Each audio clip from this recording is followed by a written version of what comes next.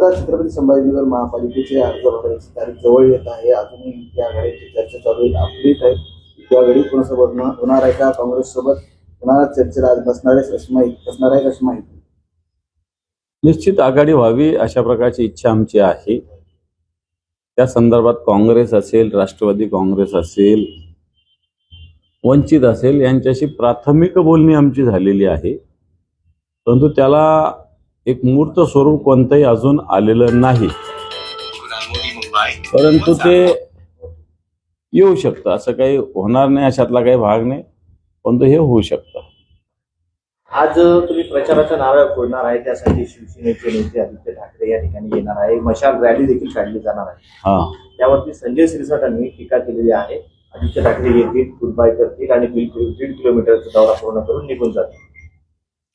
संजय शिरसाट 1.5 फूट पण नाही चालत. मला अनुभव आहे. संजय शिरसाट स्वतःच्या निवडणुकीत अर्धा किलोमीटरची सुद्धा कधी रॅलीत सहभागी झालेले नाहीये. आदित्य साहेब तरी 400 किलोमीटरवर येऊन या रॅलीत सहभागी होत आहेत. परंतु संजय शिरसाट कधी अर्ध्या किलोमीटरच्या रॅलीत सुद्धा सहभागी झालेले नाही. गाडीवर त्यांची होती. आमची पायी रॅली, लक्षात ठेवा. केंद्र सरकारच्या सांस्कृतिक मंत्रालयाच्या जाहिरातीमध्ये शांता क्लोजच्या वेशात गणपती दाखवला आहे. त्याचा आनंद देवे आहेत ते आक्रमक झालेले आहे. कोण आक्रमक झाले? आनंद देवे. खरं तर गणपती आणि सांता क्लॉज काही संबंधच येत नाही ना. गणपती हिंदुत्ववादी संघटनांमध्ये एक संताप व्यक्त करण्यात येतो. अशा पद्धतीने आलाच पाहिजे. जर श्री गणेशाचं अशा पद्धतीनं, मी सांता क्लॉजचा किंवा ख्रिश्चन धर्माचा आदर करतो, परंतु गणपती आणि सांता क्लॉज स्वतंत्र विषय आहे आणि गणपतीला अशा स्वरूपात आपण दाखवू शकत नाही. जर हिंदुत्ववादी संघटना काय सगळ्यांनाच याचा राग येईल अशा प्रकारची स्थिती आहे. तर पुण्यात अजित पवार, रोहित पवार, अमोल कोल्हे यांची कीर्तन बैठक झाली. कुठेतरी दोन्ही राष्ट्रवादी एकत्र येऊन सत्तेकडे वाटचाल करतील का, असा प्रश्न निर्माण झालेला आहे. पवार आणि अजित पवार आता या विषय चालू आहे निश्चित, परंतु हा दोन पक्षाचा स्वतंत्र प्रकार आहे. पुण्यामध्ये तसं पाहायला गेलं तर शरद पवार साहेबांचा जो राष्ट्रवादी पक्ष आहे त्यांनी आमच्याशी सुद्धा चर्चा केलेली आहे.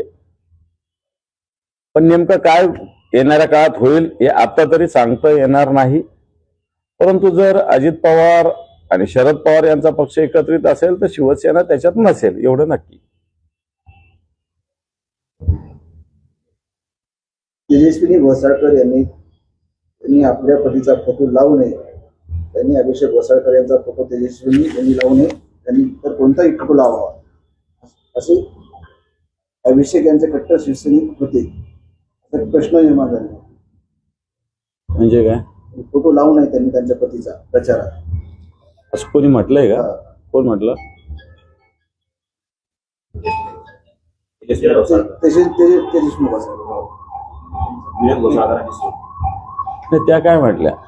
संजय राऊत म्हणाले की तेजस्विनी घोसाळकर जे आहेत त्यांनी त्यांच्या पतीचा फोटो वापरू नये. नाही, हे तर बरोबर आहे. अभिषेक तर एक कट्टर शिवसैनिक होता. दुर्दैवानं अभिषेक घोसाळकरांचा खून झाला आणि आता तेजस्विनी घोसाळकर या शिवसेनेत नाहीत आणि त्याच्यामुळे शिवसेनेत नाहीत, त्यांनी शिवसैनिकाचा फोटो लावावा नाही अशी भूमिका मला वाटतं संजय राऊत साहेबांची असेल. त्यात काय चूक आहे असं मला वाटत नाही. त्याच्यामध्ये टीका करत असं म्हणतात की हे कुठेही संकुचित मानसिकता आहे, कुठेही राजकारण केलं जात आहे. शिरसाट यांनी हे शिकवण्याची गरज नाही कुठं राजकारण आणि कुठं संकुचितपणा. कारण शिरसाट प्रत्येक पावलापावली राजकारण करतात आणि पावलोपावली संकुचित वृत्ती ठेवत असतात. जसं आदित्य ठाकरे येणार, तर त्यांचं लगेच पोटात दुखायला लागलं. हा संकुचितपणा आहे. लोकशाहीमध्ये सगळ्यांना अधिकार आहे प्रचाराचा, सगळ्यांना अधिकार आहे सगळ्या गोष्टी करायच्या. तर शिरसाटांनी असा संकुचितपणा आणि राजकारण याविषयी बोलणं मला वाटत नाही संयुक्तिक होईल. उद्धव सेनेचं जागा वाटप झालेलं किती जागा नाही, आमच्याकडे 100 जागेवरचे उमेदवार आलेले आहेत 115 पैकी. त्यातल्या किती लढायच्या अजून निश्चित झालेले नाही, परंतु काँग्रेस असेल, राष्ट्रवादी काँग्रेस असेल, वंचित असेल यांच्याबरोबर चर्चेची आमची तयारी आहे. ही चर्चा जर झाली तर शिवसेनेचं एक पाऊल मागे यायची तयारी आहे, पण नाही झाले तर शिवसेना आपल्या ताकदीवर सुद्धा लढू शकेल. महायुतीचं एकमत होत नाही. अजित पवारांच्या राष्ट्रवादीचं काय झालं? त्यांचे निरोप आलेले आहे, परंतु तेही काही त्यांच्याबरोबर त्यांना काही घेणं हे पॉलिटिकली तात्विकदृष्ट्या योग्य होणार नाही असं आमच्या सगळ्या शिवसैनिकांचं मत झालेलं. काल रात्री 2 वाजेपर्यंत महायुतीमध्ये बैठका सुरू आहेत, मात्र काही तोडगा निघालेला नाहीये. आज देखील पुन्हा बोलणी करू अशा पद्धतीचं सांगितलं जात आहे. त्यांच्या दोन पक्षाचं काय चालू आहे याच्यात आम्ही तरी लक्ष देत नाही. युती त्यांची होईल न होईल मला माहिती नाही, परंतु प्रचंड प्रमाणात मला जी माहिती आहे आतापर्यंत 2005 असेल, 2010 असेल, 2015 असेल, याच्यात शिवसेनेने जवळपास 60-65 जागा आणि भारतीय जनता पार्टीनं फक्त 30-35 जागा लढलेल्या घटना घडलेल्या आहेत. आता हे लोक शिवसेना फोडून गद्दारी करून गेले, इथं त्यांचे 2 निवडून आले, तरी भारतीय जनता पार्टी त्यांच्यावर कुरघोडी करते असं कानावर येतंय. भारतीय जनता पार्टीला जे आमच्यातून गेलेले गद्दार लोक जे आहेत, शिंदे सेना आहे, त्यांना कमी जागा आणि भारतीय जनता पार्टीला जास्त जागा अशा पद्धतीनं त्यांच्या बोलणी चालू आहे. पण मी आपल्याला सांगू इच्छितो की 2005, 10 आणि 15च्या साली ज्या ज्या अलायन्स झाल्या त्याचे सगळे पेपर्स माझ्याकडे आहेत. 2000ला काही अलायन्स नव्हती झाली, पण मागच्या 3 अलायन्स झाल्या त्या याच्यामध्ये शिवसेनेनं जवळपास 65 जागा आणि भारतीय जनता पार्टीनं 35 ते 40 जागा अशा पद्धतीनं जागा लढलेल्या होत्या. याचाच अर्थ असा दिसतो की स्वतःला शिवसेना म्हणायचं आणि भारतीय जनता पार्टीच्या मागे फरफटत जायचं, या स्थितीमध्ये संभाजीनगरचे शिंदे सेना आलेली आहे. शिवसेना फरफटत चालली का म्हणजे? 100%. मी सांगतो काय, मी 5, 10 आणि 15 याच्यात शिवसेनेनं सगळ्यात जास्त जागा घेतल्या होत्या. आताही त्यांचे 2 आमदार आहे, भाजपचा 1च आमदार आहे, तरी भाजपच्या जास्त जागा कशा असू शकतात? त्याला काय विचार आहे?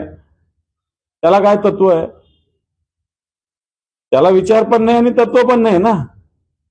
आणि असं जर होत असेल तर शिंदे सेना भारतीय जनता पार्टीचं एक तर फरफटत जाणं आहे आणि म्हणजे पर्याय नाही शिंदे सेने समोर भारतीय जनता पार्टी समोर सोबत जाण्याशिवाय, अशा प्रकारची स्थिती मला तरी आत्ताच्या घडीला दिसते. शिवसेनेचाच आग्रह दिसतो महायुतीसाठी. बिलकुल त्यांचा दिसतो, कारण त्यांना पराभवाची भीती आहे. त्याच्यामुळे शिंदे सेनाच महायुतीसाठी आग्रही आहे. मी जी माहिती घेतोय, भारतीय जनता पार्टी महायुतीसाठी कुठेही आग्रही नाही. भारतीय जनता पार्टी 70-78 जागा लढायला तयार होते. शिंदे सेनेकडे तर तेवढे फॉर्म सुद्धा नाही आहे. आणि त्याच्यामुळं इथं नुसते नावाला पालकमंत्री आहे, नावाला आमदार आहे, परंतु बाकी संघटनात्मक किंवा महानगरपालिका म्हणून तयारी शून्य आहे. बरं, रायगड येथील एक नवनिर्वाचित नगरसेवक आहेत, त्यांच्या दौऱ्याचा खून झालाय. मंगेश काळोख यांची निर्गुण हत्या झाली आहे, निवडणुकांमुळेच झाली असा आरोप करण्यात येतो. निवडणुकीच्या कारणातून कोणाचाही खून करणं किंवा हत्या करणं हे चुकीचं आहे. निवडणुकीत जो काही निकाल लागतो तो खिलाडी वृत्तीनं मान्य केला पाहिजे. ही आपली पद्धत आहे, ही आपली संस्कृती आहे. आणि अशा पद्धतीनं खून करणारे कोण असतील त्यांच्या विरोधातले लोक, मला वाटतं पोलिसांनी त्यांच्यावर कारवाई, रितसर कडक कारवाई केली पाहिजे. उद्धव सेनेची पहिली यादी कधी लागणार? यादी तसं आम्ही टेंटेटिव्ह उमेदवारांना सांगत असतो. परंतु 1-2 दिवसामध्ये अशा पद्धतीनं काही उमेदवारांना सूचना देण्याची प्रक्रिया सुरू होईल एकदा आमची सगळ्यांची चर्चा झाल्यावर. यादी 30 तारखेला 30 तारखेला दुपारी 3 वाजता.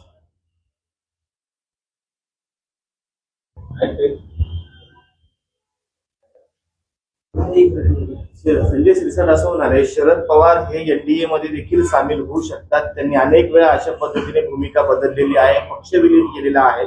या वक्तव्यावर तुमचं मत काय? संजय शिरसाट हे राष्ट्रीय स्तरावरचे नेते आहेत. त्यांना एनडीए, शरद पवार यांच्या पक्षाची जास्त माहिती असेल.